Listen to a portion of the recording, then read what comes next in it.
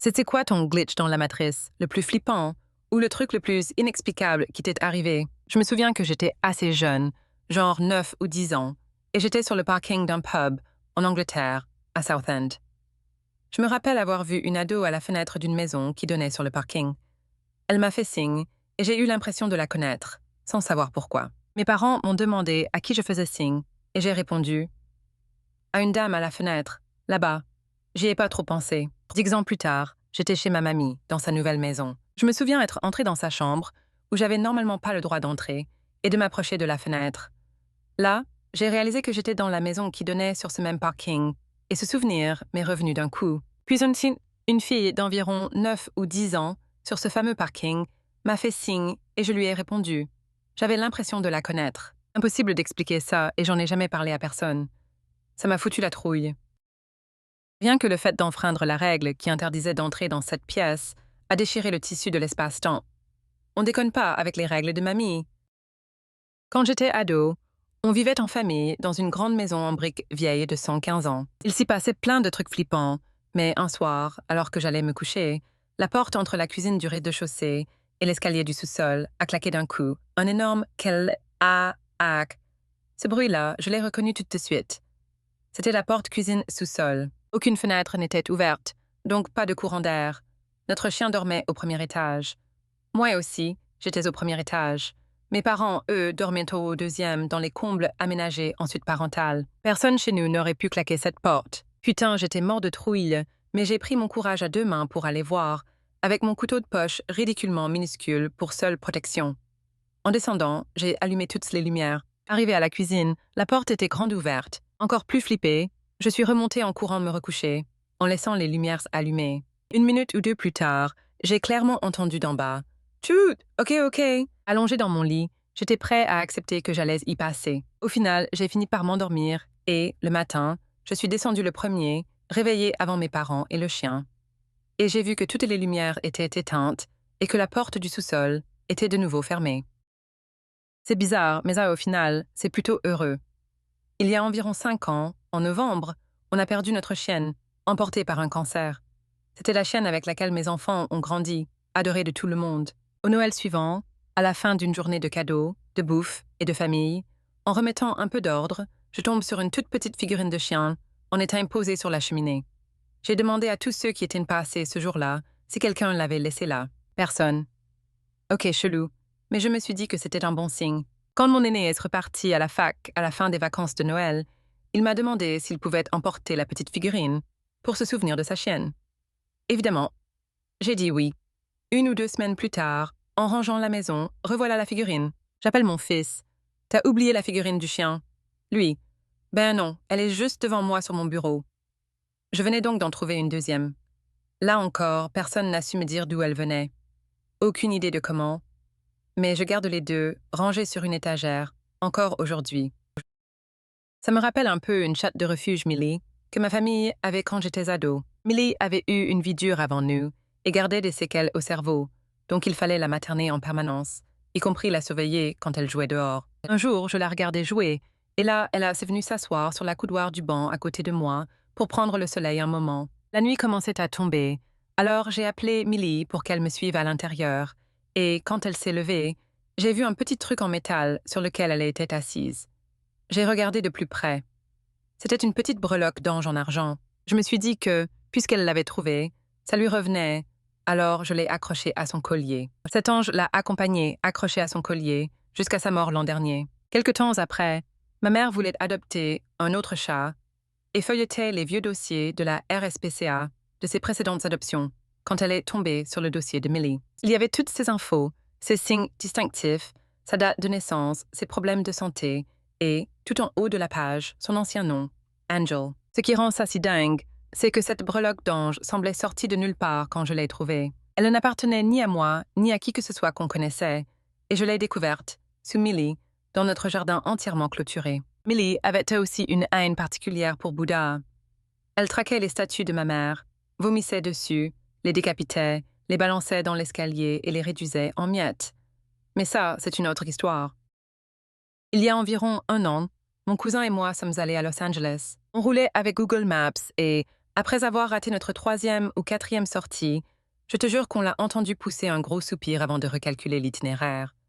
On a flippé et on a conduit nickel pour le reste du trajet. Pendant le reste du séjour là-bas, dès qu'on ratait une sortie ou un tournant, on s'excusait toujours auprès de Google, histoire qu'elle comprenne qu'on était juste des crétins et pas des biaipes.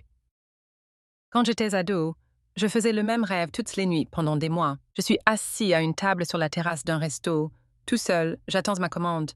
Un sans-abri arrive de l'autre côté de la terrasse et demande quelques pièces. Je fouille dans mon portefeuille pour dégoter 2 dollars et là, j'entends un crissement de pneus, je lève la tête et je vois un accident à l'intersection près du resto. Je cours pour voir si je peux aider et, en m'élançant sur la chaussée, je me fais renverser par une voiture.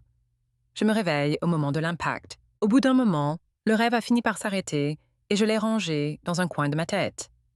Des années plus tard, à 28 ans, j'étais assis sur la terrasse d'un On the Border, j'attendais ma commande. Un sans-abri est passé devant le resto, mais ne s'est pas arrêté pour demander des pièces. Ça m'a fait repenser à ce rêve, et j'ai commencé à me sentir mal à l'aise. Peu après, j'ai entendu des pneus crisser, et j'ai vu un accident se produire à l'intersection près du resto. J'ai commencé à courir vers là-bas, mais je me suis arrêtée au trottoir, j'ai jeté un œil au trafic qui arrivait, et là, un SUV n'a pas du tout ralenti. La conductrice était sur son téléphone et a traversé l'intersection à fond, sans se rendre compte de ce qui venait de se passer. Je suis quand même allée voir si tout le monde allait bien. Tout le monde allait bien. Ça s'est passé vers 1991, en pleine nuit. Je suis debout dans le salon de ma sœur, et ça doit être la pleine lune, parce que même s'il est 1 heure du mat et que les lumières sont éteintes, je vois clair. Il y a un saladier avec quelques grains de popcorn au fond, posé par terre devant la télé et une pile de VHS louées à côté. J'entends un bruit, je me retourne, et je vois le labrador de ma sœur, d'habitude super gentil, qui a une tête de Cujo. Dents découvertes, il grogne, poils hérissés. D'un coup, gros flash de lumière, et je me réveille comme si j'avais percuté le lit en tombant de très haut. Je me dis, quel rêve bizarre. Je finis par me rendormir et le matin, j'appelle ma sœur pour lui raconter, mais elle me coupe l'herbe sous le pied en me parlant du truc chelou qui s'est passé pendant la nuit. Ils se sont réveillés vers 1 heure du mat avec le chien qui grognait. Son mari a cru qu'il y avait un rôdeur dans la maison, a pris son arme et est allé voir le chien. Il était planté dans le salon, en train de grogner vers le milieu de la pièce. Il n'a vu personne, alors il a allumé la lumière. Personne. Le chien a aussitôt arrêté de grogner et est allé se coucher dans son panier, comme si de rien n'était. Il a fait le tour de la propriété et est retourné se coucher. On discute un peu et j'apprends qu'ils avaient loué des films. Évidemment qu'on a fait du popcorn, pourquoi? Ma sœur est parfois un peu perchée, donc j'ai décidé de ne pas lui parler de ma nuit. Au passage, elle habitait à environ 700 km. Je ne dirais pas que c'était flippant, mais c'est clairement l'un des trucs les plus délicieusement surréalistes qui me soient arrivés. Bref, en 2016, je me suis blessée au boulot et pendant environ 6 mois, ma vie s'était kiné et lit, le temps de pouvoir remarcher. Autant dire que j'avais tout le temps de bouquiner. L'un des bouquins, c'était Ex-Heroes de Peter Clines. Je ne sais pas pour vous, mais quand je lis, j'aime bien me faire mon casting dans la tête, imaginer à quoi ressemblent les persos. Un des persos secondaires s'appelait Ilya, et, comme je connais quelqu'un qui s'appelle Ilya, et que l'histoire se passe à Los Angeles, où j'habite, dans ma tête, l'Ilya du livre a appris le visage de l'Ilya que je connais. Sauf que là, un truc bizarre a commencé à se passer. L'Ilya du bouquin faisait des références hyper précises à des films comme Aliens, dont l'Ilya que je connais est méga fan. L'Ilya du livre était passionné d'armes à feu, tout comme celui que je connais. Dit comme ça a l'air de pas grand-chose, mais il y avait un truc tellement étrange dans ce perso que j'ai fini par écrire à l'Ilya que je connais pour lui demander. Et là, bingo! Ilya connaît l'auteur, Peter Clines, qui l'a carrément mis dans le livre. Quelles étaient les chances que je tombe par hasard sur un bouquin dont l'histoire se déroulait quasiment dans ma rue, à Los Angeles, et où un perso secondaire est quelqu'un que je connais dans la vraie vie? J'en suis restée bouche bée. C'est facilement une des expériences les plus surréalistes que j'ai vécues. J'ai déjà raconté cette histoire. Il y a 3 ans, ma chienne d'enfance était morte, très soudainement et sans qu'on s'y attende. Elle avait été malade quelques jours, puis elle avait repris du poil de la bête et allait mieux, avant de mourir très vite et dans de grandes souffrances, dans les bras de mon père. Je vis dans un autre état, donc je n'ai pas pu être là 6 heures de route, et je me suis sentie terriblement coupable qu'elle soit partie sans moi. J'avais un lien très fort avec elle. Elle avait été ma meilleure amie pendant 12 ans. J'étais anéantie. Incapable de travailler, de manger, de faire grand-chose. Je fondais en larmes tout le temps. C'était atroce. J'avais le cœur en miettes et je me surprenais à lui demander pardon de ne pas avoir été là.